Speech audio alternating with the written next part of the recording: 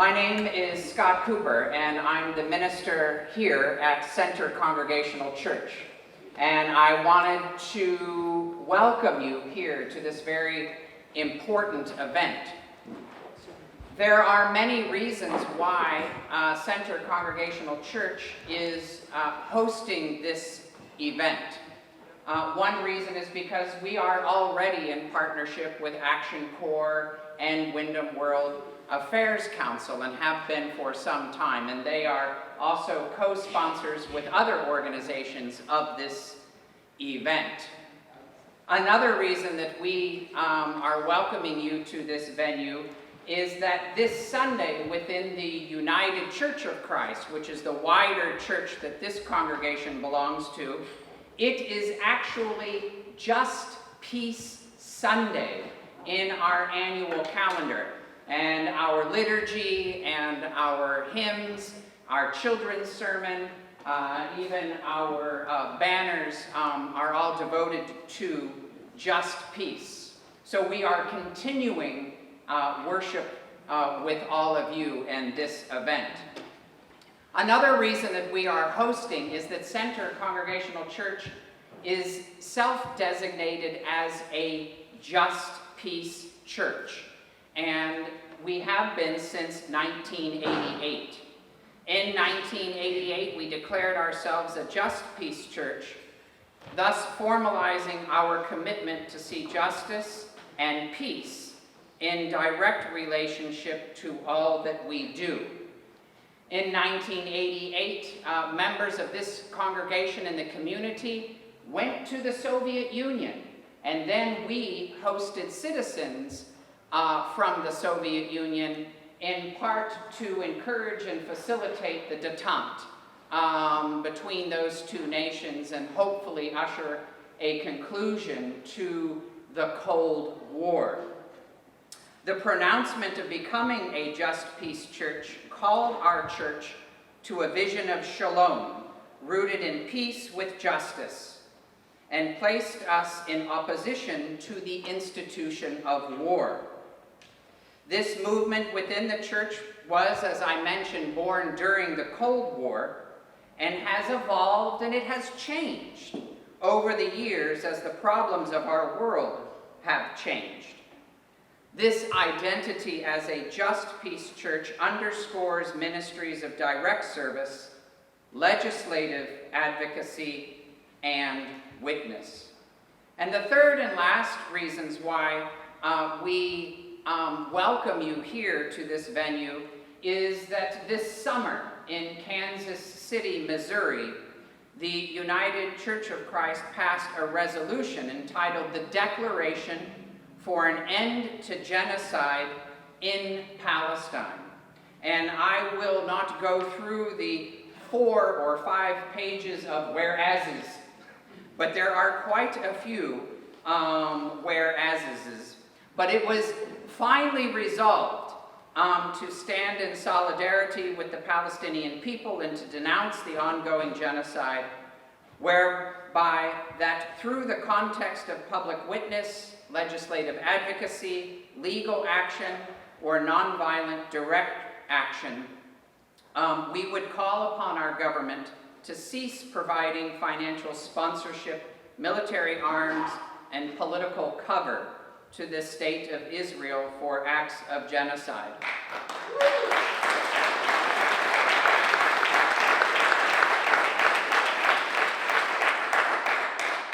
There are other further resolves, but again, this time is not mine. But I would encourage you to see the resolution passed by the United Church of Christ this summer in Kansas City.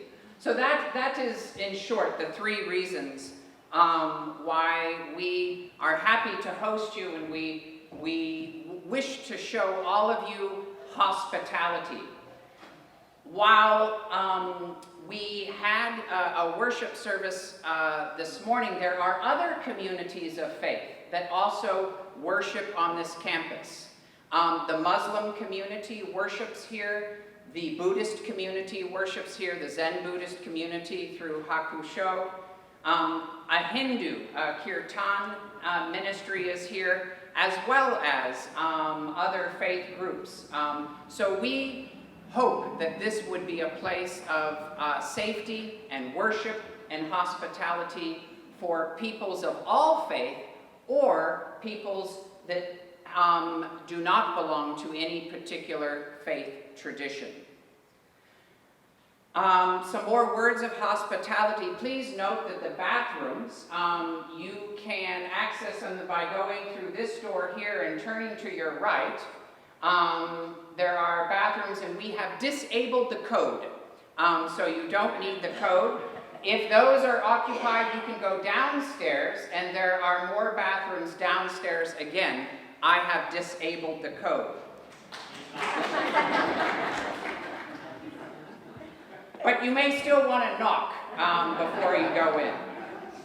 The other thing I would like to mention is, may I please request that everyone silence their cell phones so that you don't have any awkward interruptions during our event. And please note that the exits are to my right and to my left. I don't see anybody in the balcony right now, but there are 4 exits up there, as well as an exit in the rear of the sanctuary. At this time, I would like to introduce to you Steve Wang. He is a member of Peaceable Vermont Action. It's actually a 4th reason why we're hosting, because we're in partnership with Steve and have been even with theatrical productions.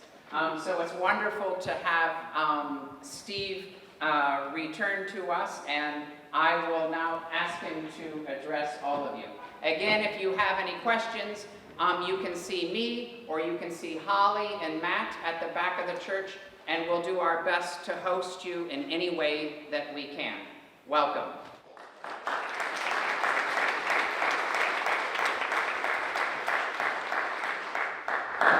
Thanks, Scott.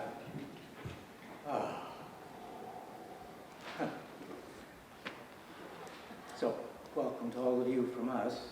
I'm Steve Wang, and about a year ago, M.D. Baker and Karen Blanchard and Deb Hall, Doris Tennant, Jeff Martin, and I heard about a film that tells the story of a remarkable woman, Atalya Ben-Abba, who refused to serve in the Israeli Defense Forces. In April, we organized the screening of that film, Objector, at the Latchis.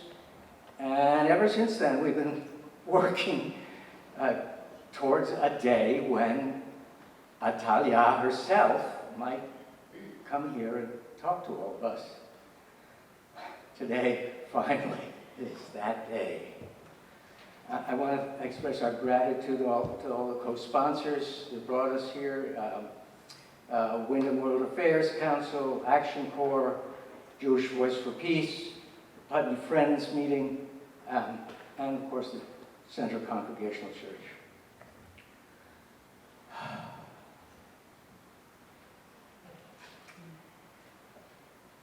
For many of us, I think this has been a terrifying year. My sense is that the horrors and the sorrows of this year have made it more important than ever that we remain aware, that we allow ourselves to see and to feel what is actually happening in our world.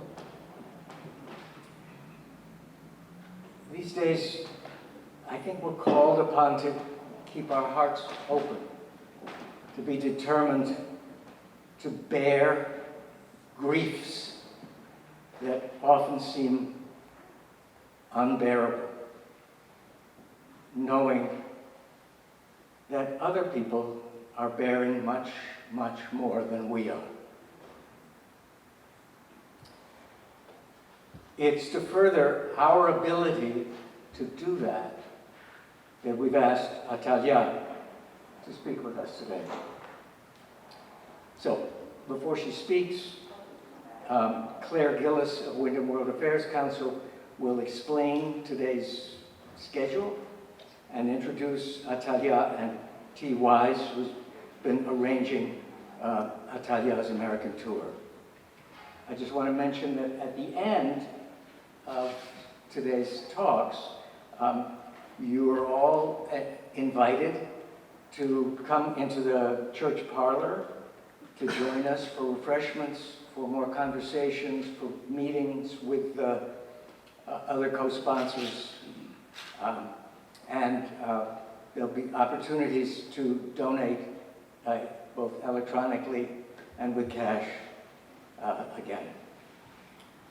So, peace, salam, shalom.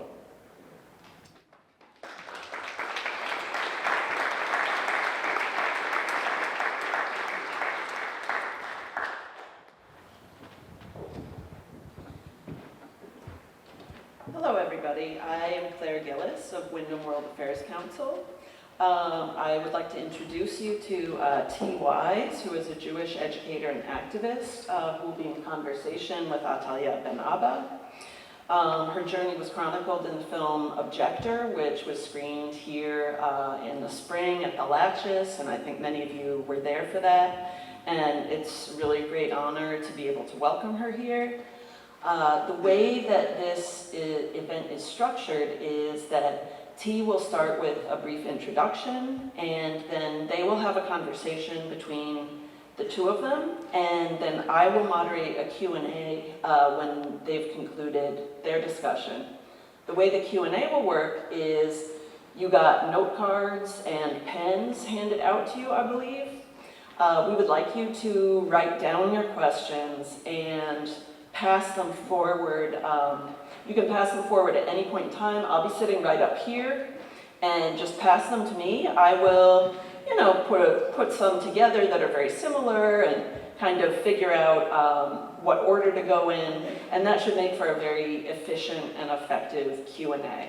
And if you have the feeling that a note card is not large enough to contain all your multitudinous thoughts, just please consider this your gentle yet firm reminder that, the idea is to be concise.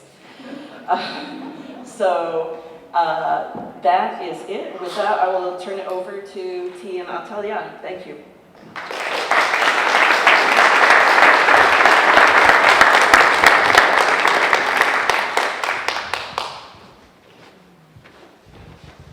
Hello, everybody. Hello, thank you so much for coming. Thank you so much. Let's see, is this on? Here we go. Can we hear me okay? Yeah. There we are, nice. It's really, I mean it when I say for myself, and I think it's okay to speak on your behalf, that this really fills us up to be in a room like this. Right now, we really need to fill each other's cups, and I know for us, this is really meaningful. As we are in the middle of Atalya's tour in 8 different cities in the United States. We did our first event in a Reformed synagogue the other night. And so this is Atalya's first time speaking in a church. That was our first synagogue. We're on a roll. But it's really good to be here with you. As I and my sister Shalva, who's also my comrade, organized with the Refuser Solidarity Network to bring Atalya here, and as we prepared for all these different events, we were really thinking, what brings people into a room like this, right? What literally got you guys to come and sit in these pews on your Sunday and spend time with us and learn and listen together? And I think part of it is to fill our cups, right? We need to be together, we need good energy.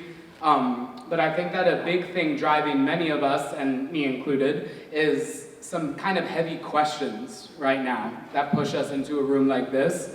A big one for me is thinking, what will actually work, right? What will actually work? If we always can do more, but if we're doing the things, right? We're marching in the streets and we're putting pressure on our politicians and we're calling in our family members and we're sharing the articles and we're signing the petitions and we're boycotting and the bombs are still falling and the famine deepens, and here in our country, the deportations increase, and there's more and more guns and less money for children and food and schools, and we're doing, and what will work? You feel me? Like, that question drives us into a room like this. And I think it's within that, because we know systems are made by people, there's maybe even a scarier question, which is, how do people change? And I don't just mean like change how they think about the world or a mindset, right? I mean like in their bones change. Because I don't know about you, I've been looking around and thinking, if this doesn't break you wide open, what will? So I think that with those questions in mind, and again, they're heavy, right? And I don't think that Atalya has answers necessarily for us. Let's not put that pressure on her. But those questions drive us to be together in a world that has, sadly, since the very beginning, been shaped by war. This is a world that has been shaped by war forever, and mass violence and deep, deep imbalance, right? But it's also a world that has been shaped by resistance. We can't forget that. This is a world that's been shaped by uprising and rebellion and churches filled with a bunch of people with good big hearts who want to put their feet to the pavement, right? And free breakfast for all the kids, and community schools and living rooms, and a great shaking off, and intifada, right? Like, this is a world shaped by resistance. And part of that is people who say we refuse. Like the people right now, pardon me, who say we refuse to stop existing. We refuse to be erased. And by the people, including people in this room, who say we refuse to be part of the machine of endless war. We won't play our part. Because if none of us play our part, guess what? The machine won't work. So we're here to hear that story of refusal from Atalya, and thank you so much for being here and being generous enough to share it with us, and hopefully it can inspire us in ways that we can figure out what our refusal looks like and what we can do to kind of join the movement you're a part of and do what we can where we are to try to create something new. So thank you again for your story. A lot of people here know part of your story, which is cool. But I thought that maybe for us all, you could share a little bit about where you're from, where you grew up, your family, and then how you came to make the decision to refuse mandatory military service. And also how that's a strategy for you and your comrades right now. So hello again. Thank you all so much for being here, and thank you for hosting me. It's, as T said, I've never spoken in a church, so it's very interesting and special. So I'm originally from Jerusalem. I was born there, I grew up there, and I specifically grew up in an area of Jerusalem that is like on the border between Palestinian Jerusalem and like the occupied Jewish Israeli Jerusalem. And the way it really affected me was in the sense that my life weren't as separated from the lives of Palestinians as it is for most people. And it shaped the way I sort of enter these spaces, and I don't experience them as terrifying. And I think a lot of the deep racism that Israeli people have is very much affected by a culture of fear and of like increasing fear and talking about how much we are in danger, and it's really something you grow up with. And for me, when I was a child, friends would refuse to come visit me at home and would not like go into like trips in the old city with me. So I always knew that there is a fear, but I was also not part of it because of decisions made by my parents, who were not so afraid and did not see like the necessity to create a culture of fear. But around me, people were constantly talking about how dangerous it is. But I would go out to the street and meet people and talk with people, and this is the place where I always buy my whatever, and so I know these people. And I also got to see how that occupation deepens and increases, and what apartheid looks like. And I saw soldiers in the streets racially profiling people and just stopping them and searching them and maybe beating them a little bit and then just going on. I saw also structures of surveillance being built. And for example, I grew up very close to Damascus Gate, which is one of the entrances to the old city and to the Muslim quarters. And that is a place that the stairs into the gate used to be like a market, like fields with people selling stuff. After 2019, but even a little bit before, and sort of using COVID as an excuse to increase it, all these markets have been closed. And instead there is this like iron and glass building made in order to make it easier for the military to enact surveillance on the Palestinian people there. So it's just like the sort of things that I saw growing up and sort of started to understand. But it wasn't until my brother, who studied abroad in the last year of high schools, came back and he told me that he won't enlist in the military, that I started to understand what occupation is in the more broader sense, and that serving in the military could be a choice for me. And people in Israel, or Israeli people, don't really see it as a choice ever, because as a child, everybody tells you you'll be a soldier, and children dress up as soldiers during Purim, and so it's like very much just an expectation. But for me, having my brother show me that I can make a choice sort of changed everything for me. And I started thinking about it and learning about it more and understanding more deeply the racism of my culture, and also I started to reject the nationalism and the militarization in it.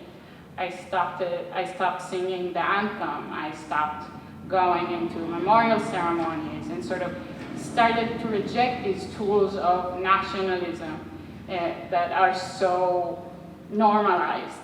And after high school, I took part in something that we call Shnat. It's this year that you do living together in a commune. I was in a youth movement called the Shomer Tza'ir, and I was living in a commune with my friends from the youth movement, and we were doing educational work, but actually we were also very much on track to enlist to the military together. And we had seminars meant to convince us to enlist and to enlist to these specific units, and they kept repeating phrases like, and a phrase that is very known in Israel is a phrase, "Tzava boneh am boneh tzava," which means the people build the military and the military builds the people. So just to give you a sense of how much these things are the same and seen as the same, and how much it's like not even considered a problem to connect these things so deeply. And they would talk with us about responsibility and morality, and how we should be the moral soldiers, the soldiers who follow their like ethical compasses. But it became clear to me that you can't be a moral soldier. You smiling at the checkpoint isn't a meaningful thing to do. But it really touched me the way they spoke about responsibility and accountability, and how I should act in a way that is like speaking to more people than just myself. And that's really what encouraged me to refuse. And there was a woman before me, her name is Dayal Kamine, and she refused a year before me, and she wrote a blog.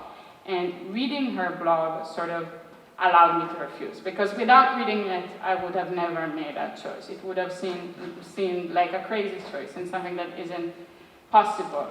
And that's also why my work in Refuser Solidarity Network is very much around amplifying the voices of refusers, because we know that it's the only thing making it possible for people is knowing that it is a possibility and it is a choice, and that there are real people in the world who make that choice.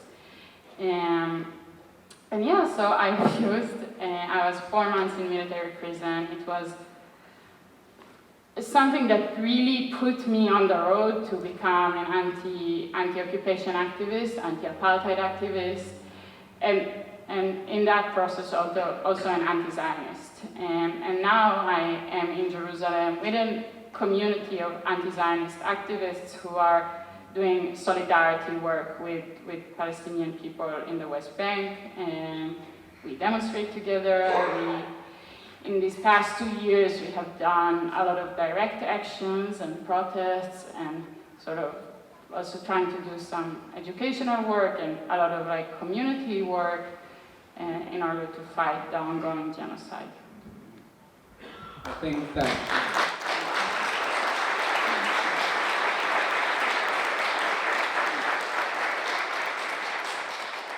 we've talked a lot about how much of a lifeline that is, right, of having that community, and also about like the very purposeful decision to do it publicly, right? Knowing that people, actually there are many Israelis who take paths to refusal for a variety of reasons, and a lot of the time maybe, or some of the time, not doing it publicly. And it makes me think, I was having a conversation, my father is a rabbi, was a conservative congregational rabbi for his whole life. He retired a couple of years ago, and he has gone through a lot of transformation, as I think a lot of people have done in the last couple of years, sadly not enough, but, and he and I talk about how I've in the last many months been like, okay, it's great that in our living room we are aligned, but you need to publicly use that positionality you have and that power to start calling your rabbi colleagues in, to start your former congregants, because it is powerful and important for us to be in community together, but if we are positioned that way, we need to use that.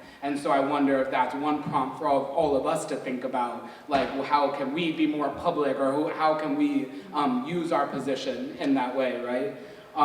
And right now is like a interesting, for lack of a better word, moment, because there actually is a surge in refusal amongst Israelis, right? Particularly reservists, as so many reservists are being called up right now to continue the endless war. And so I'm wondering if you can speak a little bit to the different things motivating right now what we see as the surge in Israeli refusal, knowing that at protests you have secular teenagers who are maybe even anti-Zionist themselves, right, marching next to ultra-Orthodox protesters and former, people who did serve. So yeah, just give us a sense of why is there such a surge, to the point that 40% of reservists most recently, Israeli reservists, have refused service.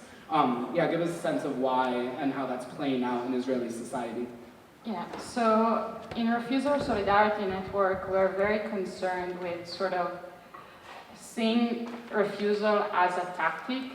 We analyze sort of the way that the structure of power works as a structure that relies on like different pillars of support and power. So one of these major pillars is the military. It is the military that like enables the legitimization internally, but also are the people like literally actively committing war crimes.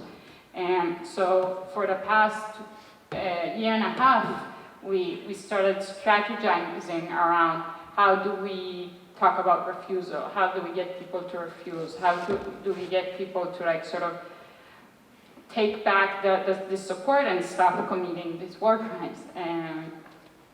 And we support 3 different groups in doing that. So one of them is Mesalvot, which is an older group, and it's the group that I refused with. And I think it's important to highlight that I never would have refused by myself. It's something I said, but it's also like, it wasn't also that I like entered prison by myself. I had a community around me of people who supported me, who held support demonstrations, and really, because I was ostracized completely by my older friends and by family members, and I became like a traitor, very obviously, and so I needed this new community. And so Mesalvot is the organization that still does that for these like 18-year-olds who make a choice and make the choice to do it publicly and go to prison for that, for being so vocal about their choice. And right now there is a refuser named Yuval that is in military prison. And just a week ago, 2 refusers named Yona and Ayana were released from military prison. And so this is one of the groups. A second group is a group called New Profile. And this group, I think, sort of is in contact with the biggest amount of people, and they help people to get out of military service quietly. And so usually it's through getting like medical exemptions, and they do it in a way that is also very secretive because they do the most illegal work. Because it's illegal to help people to get out of military service. And the third group is the group that I think strategically talks the most to the Israeli mainstream, is a group called Soldiers for Hostages. And it's like, for me, it's difficult to work with them because they speak to the mainstream so much, but also the work they do is crucial because these are reserve soldiers who publicly refuse to serve in Gaza. Some of them served in Gaza for more than a year, and now they are holding press conferences and speaking out against the occupation of Gaza. They are saying very clearly, we will not occupy Gaza, and they have hundreds of signatories on their refusal letter, which means like hundreds of people that are part of their group and also refuse, and they are also garnering mass support from organizations like the hostage, the Families of Hostages Forum, and so we see it as something that is like politically difficult. These are people that won't use the same language that I use, but also are doing something that is very crucial with it, which is just like getting soldiers to not enter Gaza right now, which is, I mean, just like what we have to do in order to try to, I don't know, stop this horror that is happening. I mean, in many ways, when we've spoken about that, it's brought up questions and hard feelings and whatever, part of the way that we're doing this tour as well, right? Like I shared that we're going into a variety of spaces, including, at first we were trying to just get into mainstream Jewish spaces, to be like, they do not hear an Israeli voice like this, and there's so much suppression of any kinds of the questions that we're asking or the issues that are being raised here, even from someone within, right, Israeli society. And we are managing to get in some of those spaces, but it does, bring up like what you're saying, if you're trying to reach the mainstream and have to adjust the way that you're saying something, like, what political questions rise from that, but then also the idea of trying something new, like that's what I was saying. If nothing else is working, do we have to try every angle, right? And I think that what I've experienced, because I work in a lot of mainstream Jewish space, is that discussion of October 7th is meant to shut down any other discussion, right? Not even like an actual genuine holding of like grief or loss of human life. That doesn't seem to be the point of it, right? It seems to be a way of delegitimizing any critique, and in that way centering only Jewish pain and Jewish life, and it is used as a tool, right, to continue the war and the genocide, and in that way, something that does obviously disproportionately when we look at how Palestinians are affected, but that violence does affect Israelis in different ways, right? And so I think that it would be helpful for us to hear from you on like what your experience of that day was, like where you were, who you were with, what you remember feeling, and then like what you and your comrades were doing in the days and weeks afterwards. Yes, so I take part in what we used to call protective presence. We call it solidarity activism now, because really the protective element of it has become not meaningless, but has been, things really change. So I'll explain, and I think it will become clear later. So the idea behind protective presence is that as Jewish people with Israeli citizenship, we have a lot of privileges. Settlers are less able to be violent towards us. the military treats us differently, the police treats us differently, and so we are able to mitigate violence, and we are able to document. And we are also able to share resources, which is also something that these types of groups do. They do like food packages and security cameras and things like that. And even before I refused, in 2016, I started doing protective presence, accompanying shepherds in the Jordan Valley. And it's something that I kept doing. And following October 7th, we don't have these privileges anymore. The amount of violence is not mitigated, and the military or the police don't care.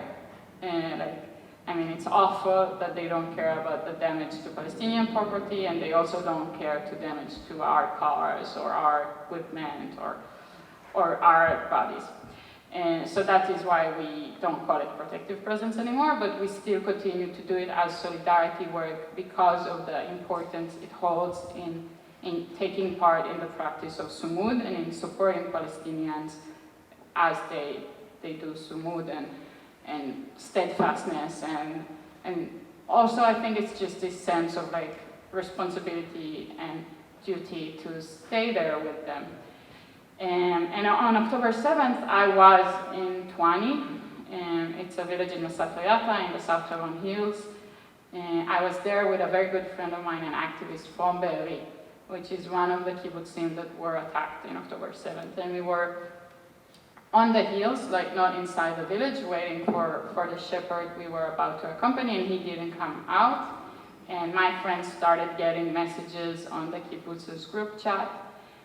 And it took some time, but it became clear what was going on. It also became clear to us that his aunt and his uncle were abducted and were taken hostage.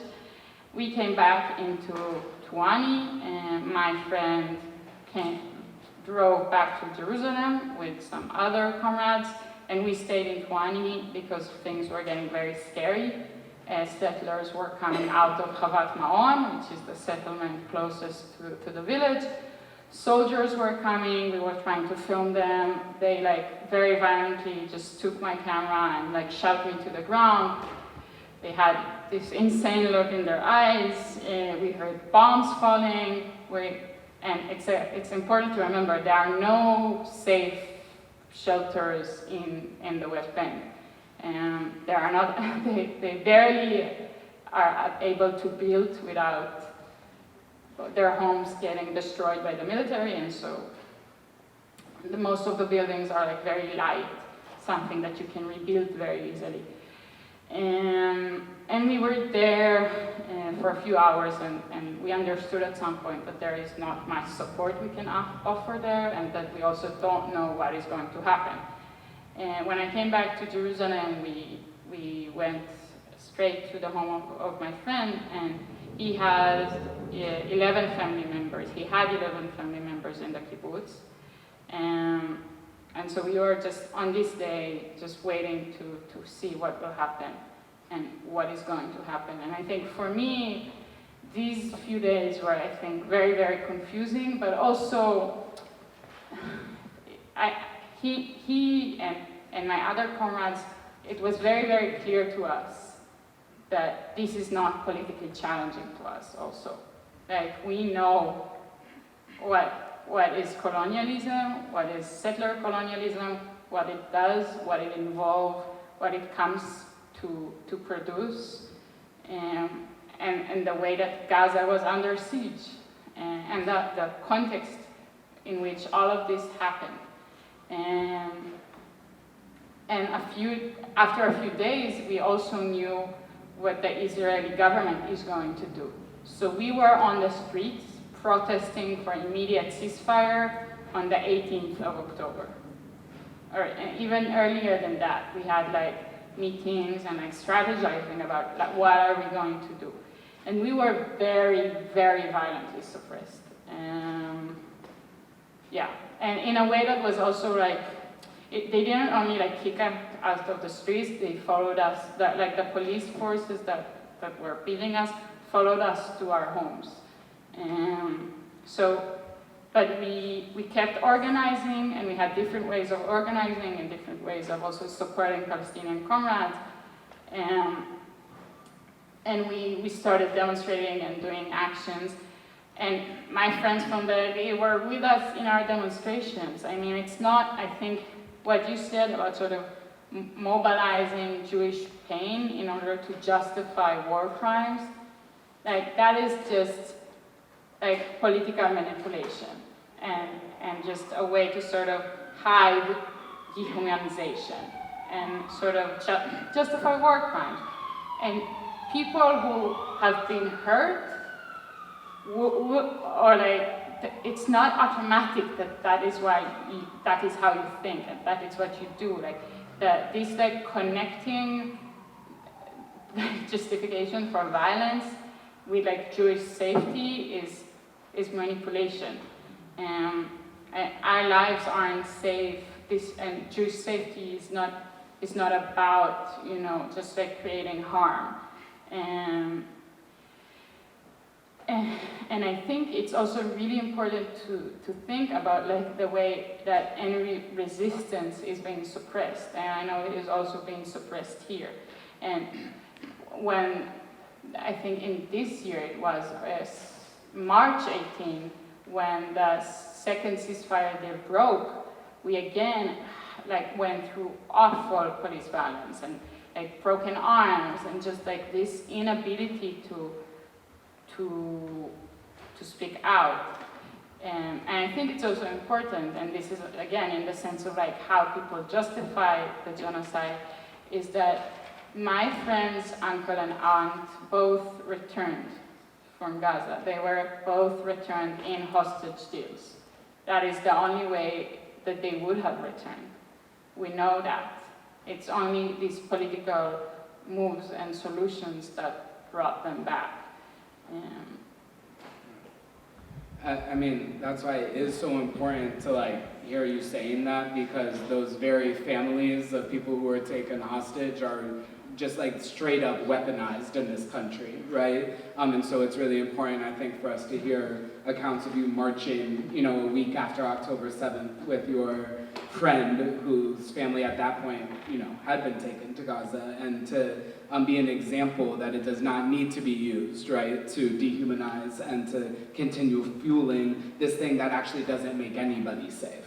Right, and to start myth busting, right? The myth of Jewish safety, which I would argue kind of even predates the state of Israel itself, right? Like Zionism being presented to Jews who had experienced so much violence and displacement, and this idea that safety or self-determination comes through the form of a nation state and an army, right? And being powerful in those ways. And we could obviously speak for hours on that, but I think it's important to remember that even at the beginning of the Zionist movement, there was almost a prediction of exactly what is happening right now from people within the Zionist movement who said, listen, if we try to create a Jewish majority and Jewish controlled state in a place where we are by far not the majority and have not been for thousands of years, right, that could only be achieved by force, by ethnic cleansing, by displacement, and would lead to endless war. There were Zionists who said that at the beginning of the movement. Now we know that they lost out, right? Whatever their ideas were, regardless of if we agree with them or not, they had clear vision on what would happen if that was what the Zionist movement pursued, and they in no way were wrong when we track the history of both before and how the state of Israel was created and how it has been maintained up into this moment. And I think it's a helpful reminder to dip into history for that reason, right? To see what they were saying and that they predicted it. And then, of course, that's heartbreaking because then it shows you there was an opportunity for it not to go that way, right?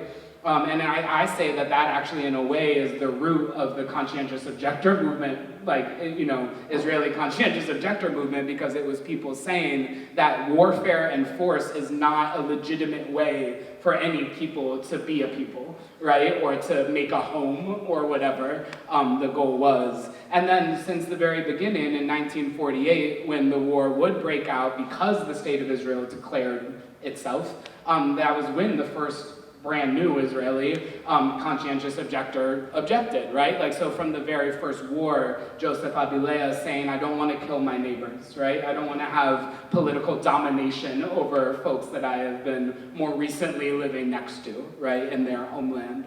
And then that would only grow after the 6-Day War as the occupation began, and more in Israeli society were recognizing what you have been speaking on, that like oppression leads to resistance, and resistance is often violent, and that will lead to an endless cycle of violence, right? And so I think actually it would be helpful, I'd like to read this quote from 4 of the earlier Israeli conscientious objectors who right after the 6-Day War wrote a letter. They were about to be drafted, and they wrote a letter to then Defense Minister Moshe Dayan in which they stated the following: "We are unwilling to serve in an army of occupation. It has been demonstrated in history that occupation means foreign rule. Foreign rule begets resistance. Resistance begets oppression. Oppression begets terror and counter-terror," and it mirrored the sentiment of another Israeli political movement, Matzpen, that had added, "The victims of terrorism are usually innocent people.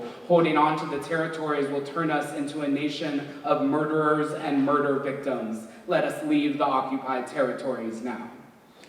Now, we could obviously apply that to before 67, right? We could apply that to 48 and to all the years before, but I think that they are identifying the occupation as, and as it intensified, as this thing that was going to lead to more and more violence. And we know, again, the brunt of that affecting Palestinian people. So I think for us, even for those of us who really, immerse and try to learn, the occupation can feel kind of like abstract, right? And I wondered if you could share some personal stories that would help kind of ground us in what the reality on the day-to-day is for your Palestinian comrades in the West Bank that you work with, and what occupation really means on on a human level. I think there are many ways to sort of try to explain it, and you can explain it just by sort of describing like the list of crimes being committed both by settlers and by the military itself, which is like the ruling authority.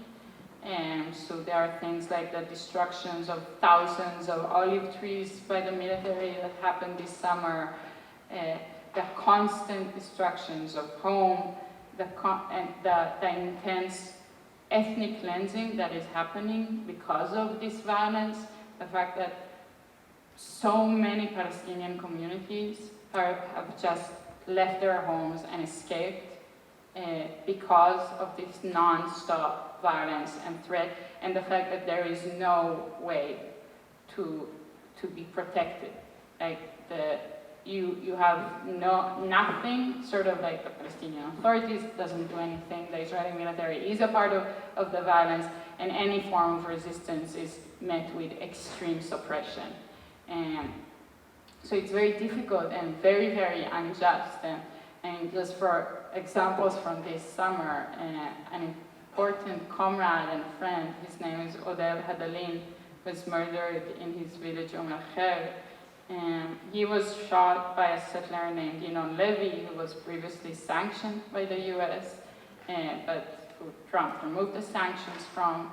And he was a very crucial part of the community in Omer. He was an educator, he was a teacher, he was one of the people inviting activists to come into Omer. And I think many people here in the US knew him as well. And he was shot very far from where Yinon Levy was, and he was holding his own child when he was shot, and he filmed his own murder. Yinon Levy is free. There were nothing. He was in arrest, I think, for a day. The judge on the case said that there's no way to prove that he was the one who killed Ude, even though it was all filmed, and Ude's body was taken into autopsy, and the police claimed that they could not find the bullet. So this is a whole system of apartheid the police, the military, the settlers are together working in the same settlers. The legal, the judge who just ruled in this case, and the list of injustices in this case is endless. First of all, the murderer is back in Omer-Kher. There were 3 caravans put in Omer-Kher meant to extend the settlement Carmel and to push out the village.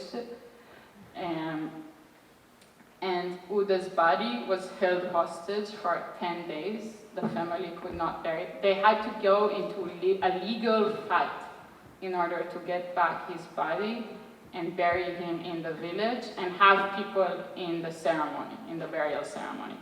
When I went the day after the murder to the village, to the mourners' tent, we were kicked out by the military with stun grenades because, for security reasons, they couldn't have the mourners' tent. After the family managed to get Uda's body back and hold the burial ceremony, people were blocked by the military from getting to the ceremony, even though in the agreement they were supposed to let them in. I was in the Supreme Court in Israel while we were debating this case. It's just and this is just one case, It's also, we're not talking about Gaza where the most horrendous crimes imaginable are happening, but this is apartheid. This is what it is. It's just the complete disregard of life, of grief. It's every injustice that could have happened. They arrested 20 of the community leaders, the men of the village, held them, tortured them, didn't let them sleep, eat, beat them, because they threw stones, allegedly, at Inon. But Inon is completely free. Yeah. We also live in a country whose legacy is apartheid. So much of what you just described is tragically not foreign to when we look around our country, right? And so I think it's interesting, you raise this idea of even interrupting the memorial for someone to claim it's for the security of the Israeli state. And to think about how many things we've been witnessing, not just right now, but through so much of history have been claimed, or the justification, and it's supposed to be a stop all, right? It's for the security of the Israeli state, period. And that should be it. And I think that one question that's raised is this equation of the safety of Israelis with the security of the Israeli state, right? When we see so many of the actions of the Israeli state, in fact, not actually making you and your comrades and other Israelis safe in this way. And then also, if considering we know the real devastating effect, far before the level of devastation we're seeing right now in Gaza, but for decades and decades leading up to the Nakba, and then the Nakba, and then through today, to think of if valuing Jewish life above all else is aligned with our other values, for those of us who are Jews, for anybody who might be using that as a justification. And so I think that it makes, in a lot of Jewish spaces that I've been in right now, that is the thing that shuts down any conversation of how this moment itself could be approached differently. That the only solution is eliminating Hamas, which in itself is such a misguided and naive, even in ways, understanding of the world and misunderstanding even of what Hamas is in their context. But even so, this idea that wiping Hamas out or eliminating Hamas or military victory is the only way that this will be resolved. I've heard people say bombing Gaza is the way to peace. And so for us in this room, it feels like those are ridiculous, right? Beyond heartbreaking and enraging, they're ridiculous statements. But I do think it'd be helpful for us if you would speak to how you speak about a political solution being the only solution, and what a political solution to you actually means. Yes. So for me, I think when we think about a solution, we first have to think about recognition of harm made. So we have to think about recognition of the Nakba, and about learning about what it was. There are very important organizations like Zohot, which means remembering, that are like doing detailed histography of the Nakba, where places were, what were their names, who were the people there, what were their like specific culture, because we can't have just memory erased. So we have to start with that, and we have to start with recognizing Palestinian right of return.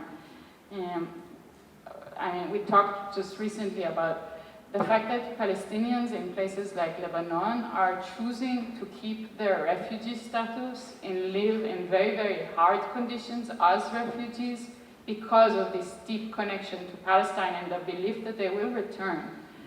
And that is something that we have to honor and to recognize.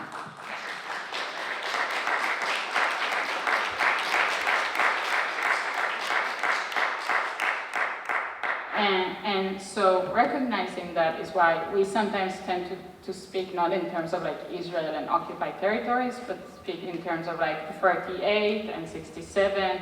And okay, so that these are different areas, but all of them are Palestine. And so any solution would be like a one-state solution that recognizes that this is all Palestine, and also recognizes that justice for all and equal rights for all are the only basis to a future. And I want to, you talked about peace and you used the word shalom, and I would really like to add to you the word tzedek, which means justice. And I think when we say shalom in Hebrew, we also need to have tzedek. No justice, no peace. So is there movement towards that vision? I know right now is like this crisis moment, so it's about like, like stopping the current crisis, but what is the movement or discussion around that like? And so there are different movements holding the discussions in different ways, and I don't hold like how do we reach this solution in like one way. There are groups like Land for All that have like some models of like how do we create this and how do we make this, and I think it's very important to follow like a model that is Palestinian led and sort of recognizes like limitations and what can we do. But yeah, right now in our current activism, we also have a very precarious activism where it's like, people constantly die and are harmed in our groups and in our circles, and like the tools we have are being destroyed. And so our activism is very much like emergency survival activism. It's hard to imagine, and I think that's why it's like very special for me to be here, because it allows me to think and talk in ways that I don't really have the time to. And we say very general statements, but I think doing like this, like, okay, so how do we reach this is not currently something that we have the availability to do. And we're just, yeah. Well, and makes sense for you to come and do that kind of talking here, considering our country's role in all of this, which brings me to want us to like maybe collectively think about the tactics. If refusal, right, is a strategy to put pressure on the Israeli government and the Israeli military to change policy, and then from there, we can imagine more broadly, right, like the future. The liberated future. And so we do have tactics, right, and movement for different strategies here. There were, we have 47 members of Congress have signed on to the Block the Bombs Act, right? And that is unprecedented in the history of this government's relationship to the state of Israel. There recently were actually hundreds of Israelis in Israel calling for sanctions on Israel from the international community. There recently was a filmmakers pledge to boycott of Israeli film institutions, and a lot of backlash, but then some Israeli filmmakers coming forward saying thank you.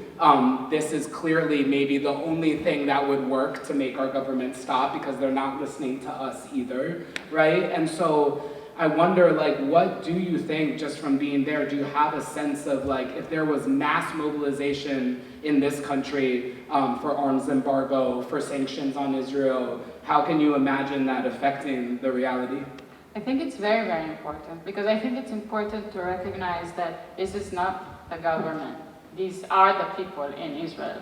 And I think it's really important for me while I'm here to not whitewash Israel and the people who are like in the military committing these war crimes, and the people who are supporting them, who are standing with them, who are normalizing violence and militarization and dehumanization of Palestinians.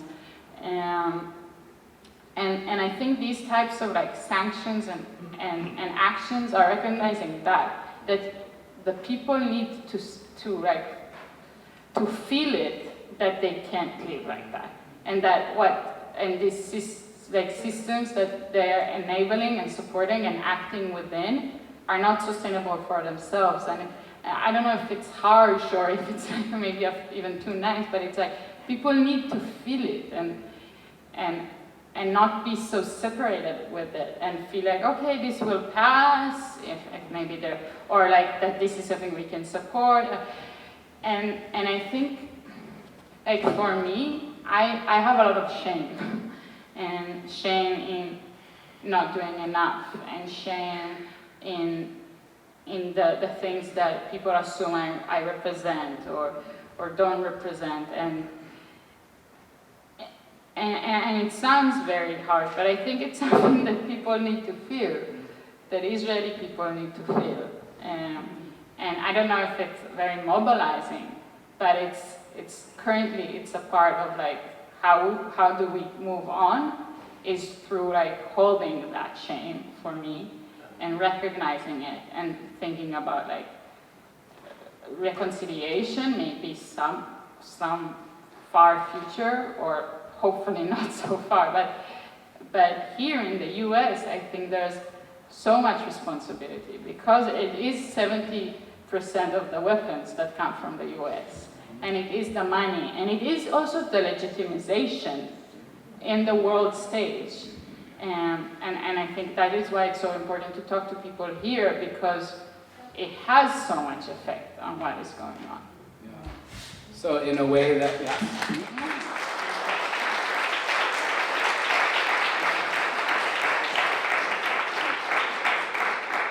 In a way that can be both empowering for us as, people who are here in this country, and sometimes feels a little overwhelming, because like I started off saying, if we're trying all the things, what else works? But knowing that there's precedent in history for those kinds of actions working, right? Whether we're looking at South Africa, and then again the question becomes like, is South Africa truly liberated? We live in a not liberated world. So, but did apartheid fall? Yes, it did, right? In that form. So I think that there is precedent for it in history. There are blueprints, and those were people-powered movements, right? And so I just think it's good for us to remember that, right?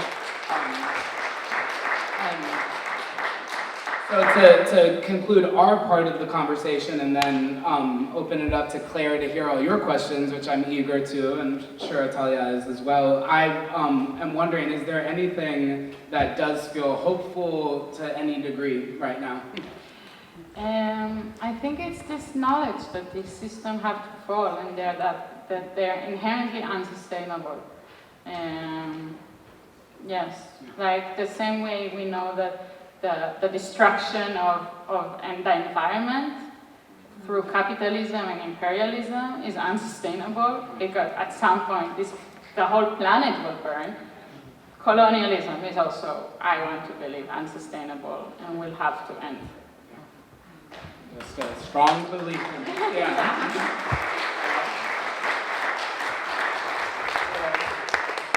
I want to thank you for giving some reason for hope, and also giving us all a lot to chew on in terms of what our refusal looks like and what our resistance looks like and how we can publicly mobilize, right? Whether it's for these specific strategies and also just kind of energetically. If we know those systems will fall, and that means we eventually will get to build something new. So thank all of you, and we'll invite Claire up to share some of your questions with us. Thank you.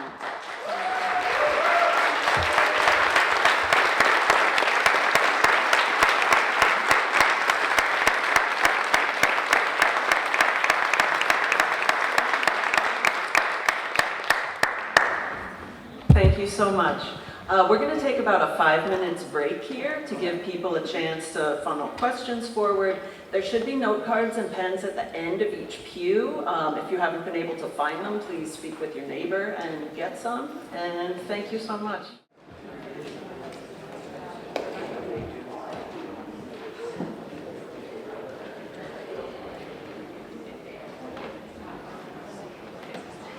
So we got a lot of great questions here. I've tried to draw out some of the major themes that have emerged. We will start with, there are a lot of people who are asking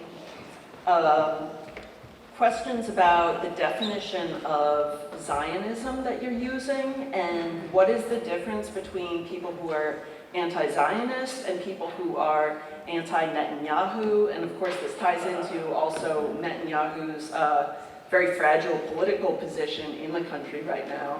Could you speak to that? Yes.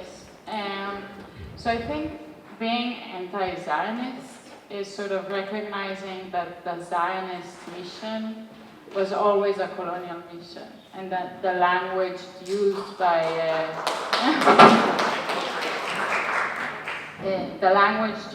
people like Ben-Gurion was a language of colonialism, and they were like very honest with it also. And I think that they were also less honest about what were found out, like the Dalet plan, that were like very, very clear about ethnically cleansing Palestinians, having a mission of ethnically cleansing them. They were like aware of what they're doing. So for me, being anti-Zionist is recognizing that, and recognizing that I could have had life and safety in a state that isn't a Zionist state, and that there are ways for Jewish life that aren't around Zionism, and that I don't support the racist ideas that were in the heart of Zionism.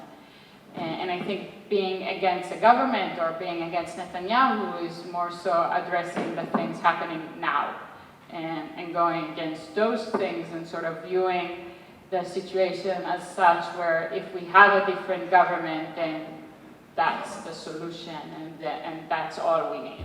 And being anti-Zionist is recognizing that we need a much deeper change.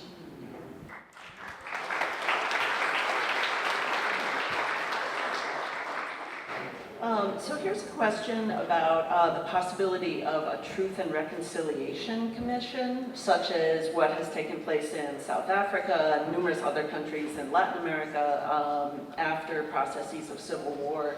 How do you see that as a possibility? Do you see that as something that could play a role here? I think it is. I think it would have to first, we'll first have to have a lot of recognition of harm done, and also reparations, land back, like redivision of resources. I think it's a process that has value but has to come with other stuff, and we're seeing it also in other places that were colonized but not decolonized, and how, like, just that the fact that European countries are still holding resources and money and land in places in Africa is making it so that colonialism there is in a way still working and still extracting value and creating poverty. So I think if we reach a stage like that in Palestine, that it will have to be in a way that is truly decolonizing the space and the resources. There's a question about generational understanding of Zionism, of Israel, Yeah. of the project. You can see that, we are a mature community here. You are one of the youngest people in the room. How does that play out in Israel, do you think? And what have you noticed in your time in the United States, speaking with American Jewish people?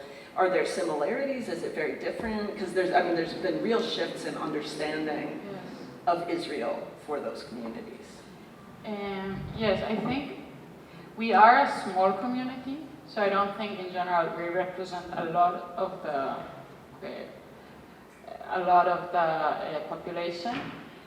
But I will say we are like a young group of activists, and that because a lot of what we do is around refusing service to the military, we're also very minded about like talking to like 17-year-olds, 16-year-olds, 18-year-olds, like these are the people who have to be like the most concerned with refusal. So they enter our movement and I was a lot of my comrades were also refusers, but also I have comrades who served in the military and sort of had a process after that. But I think that sort of centers us as like a younger demographic, and I think also for the older generation it is harder to recontextualize things that they were really like raised up in, and that they might have been like first generation entering into, and a lot of us were just like born there. But I wanted to also say that we try to like platform ourselves because we are so small. I think it's hard for people also to connect to us and to find us. So I really recommend looking up our social media pages, the Resistance Solidarity Network, and you can also learn a lot about the community itself, not just about me, through these pages. Okay, can you speak a little bit about the process of becoming a conscientious objector in Israel? How formalized is it? How much preparation did you need to do? Yes. What are the punishments? Are they standard? How, does it play out differently? You spoke about doing it publicly rather than, a private refusal. Can you kind of give us more context on that? Yes, so I'll say that officially there's a conscious committee that you can go to, and you can get like just an exemption through being a conscientious objector. But this committee is internal to the military. It has military officers and only one civilian.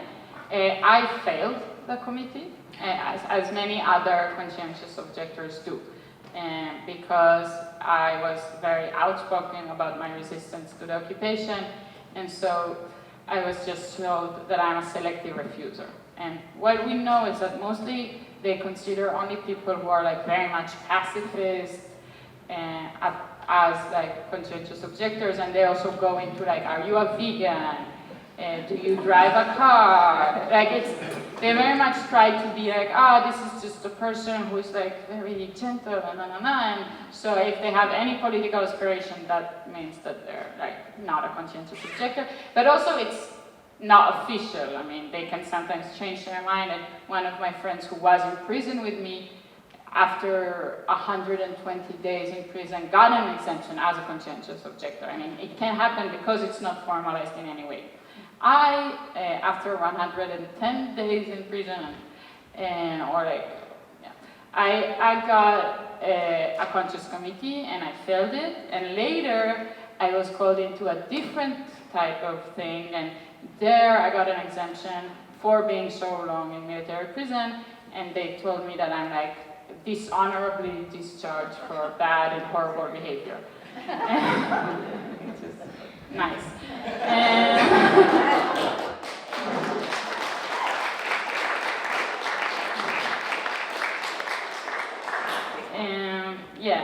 And also for like how long you'll be in prison, it's not formalized. Because the way it works is that you come in your like date of enlistment and you say like, I refuse to enlist, and they take you in front of you're arrested, and they take you in front of the judge, and the maximum amount of time the military judge can give you is a month.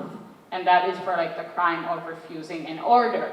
But that is not a discharge. So you spend that like time, and later when you're out of prison, you still have to enlist.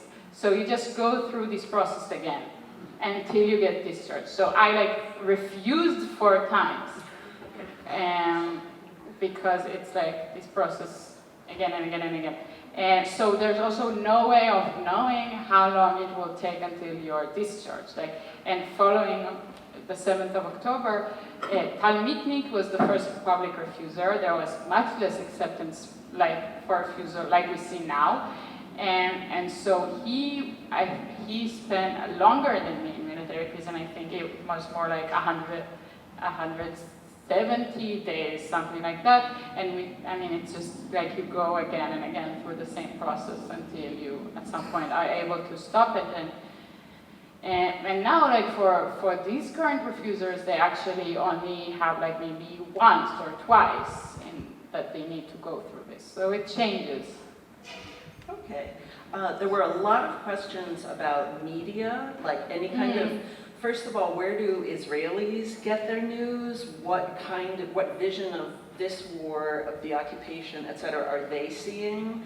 Are there particularly good Israeli or international media outlets that you do recommend? We would love to hear more about that. Yeah, so I will again plug our own social media pages, Resistance Solidarity Network. We amplify the voices of resistors, so we show demonstrations and direct actions, but we also collaborate a lot with pages who show like on the ground documentation of the occupied territories, because that is where we can enter. And so we also have a lot of like news from the West Bank, and I can say for myself that I follow a lot of social media and I get my news from there. But also there are newspapers, I think, like for the internal like mainstream and like the also less. There are like, I think the most left-wing newspaper is Haaretz, which shows a lot of what is happening in Gaza pretty honestly, and has like a variation of voices. I don't know if any of you know Gidon Levy, but he could like write there, but also you have like other people sort of repeating him there.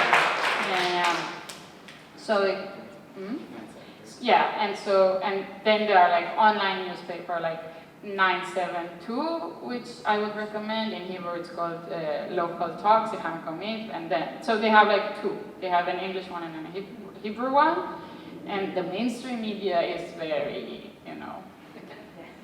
very fascist. But you have like the most fascist, which is like Channel 14. That really is just like the most horrendous things. And then you have like the more respectable news in like the Channel 12 and Channel 13 and Channel 11. Okay, and so yeah, I'll just ask one last question, which has to do with possibilities for cooperation and solidarity. People are interested in knowing both how they can support your work and this kind of work, and also what are good opportunities for Palestinians and Israelis and Jewish people to cooperate.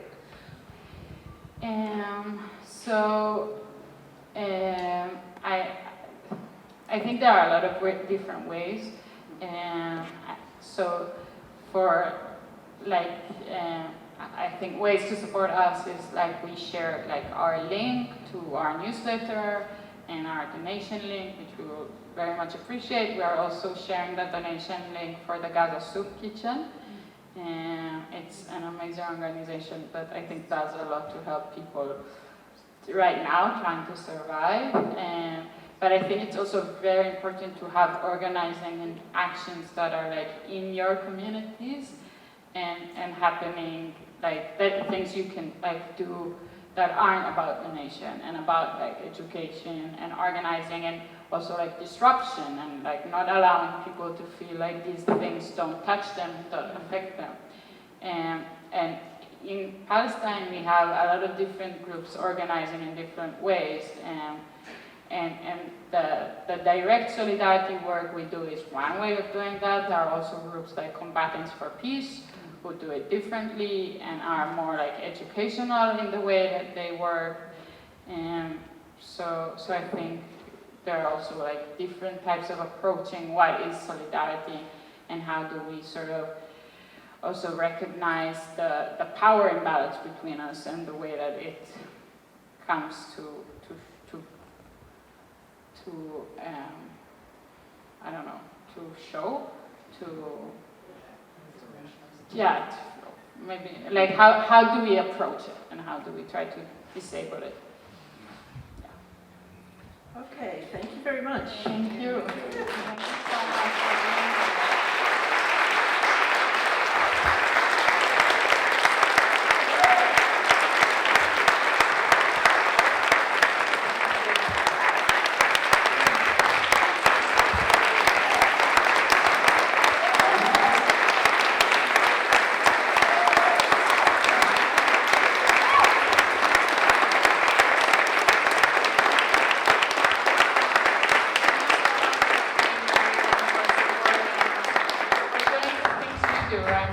All of you are engaged in like very important work. So thank you, and thank you for being here. Thank you. I can't. I think many of us are deeply, deeply moved by who you are, what you've said, and how you speak to us. Thank you. Um, Thank you very much. I have one little question for you. Uh-huh. You kept saying at the end, the Resistance Solidarity Network, Yeah. but what I have is Refusal Yes. Solidarity Yes, Network. yes, yes. The organization is Refusal Solidarity Network. We have different projects. Resistance Solidarity Network is our like social media project because it highlights voices of resistance across methods, not only refusal.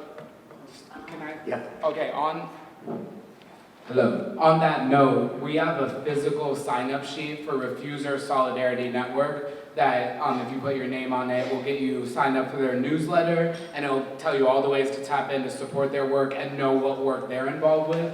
There's also QR codes that you can scan to donate to RSN, Refuser Solidarity Network, and Gaza Soup Kitchen. They're at the front and the back. And then my last thing that I'll say before Steve brings us home, we're going to 4 more cities, 5 technically. We're going to Ithaca, New York, Detroit, Cincinnati, Chicago, and New York City. So if you know people in those places that you want to try to turn out for this event, you can find the information on the Fellowship of Reconciliation's website. And you can come talk to me afterwards if you want more on that. But we have 5 more cities that we're hitting, so if you can help us fill the room, we appreciate it too. Okay. We've already been in Washington, D.C., and in Providence area, Rhode Island. Yeah. Thank Thank you. you. So they've spoken about some things that we can do. Our little committee made a list of immediate actions, things that you can do. There's suggestions from Jewish Voice for Peace and from Action Corps, and these pieces of paper will show you what URL to put in or when to show up. So please take one of these. You're now all invited to join each other and us in the parlor where there will be food and conversation, and you can network with each other and with both the Action Corps and the Jewish Voice for Peace people who are here. MD, do you want to say something at this point?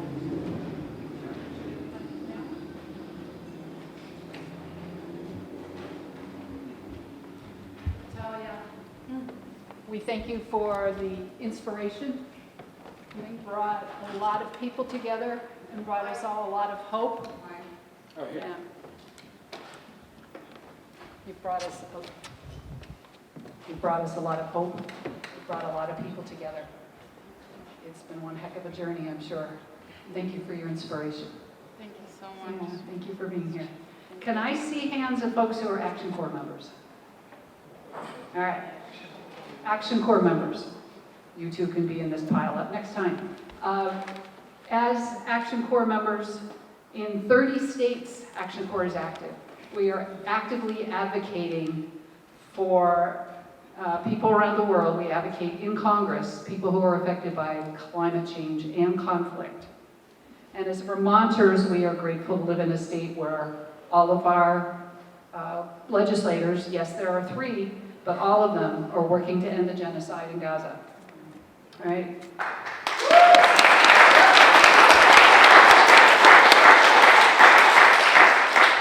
So on that handout that Steve spoke of, and I hope everyone will pick one up or take a picture of it or whatever so you have the information. The privileged resolution, a privileged resolution that Action Corps is asking you to help push means that a privileged resolution cannot be filibustered. It can, once it's introduced, any member of that House of Congress can force a vote.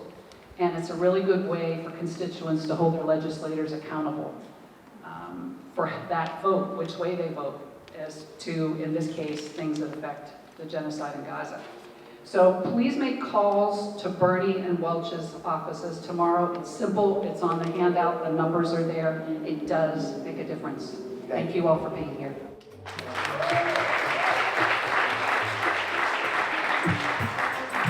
Andy, did you want to say anything?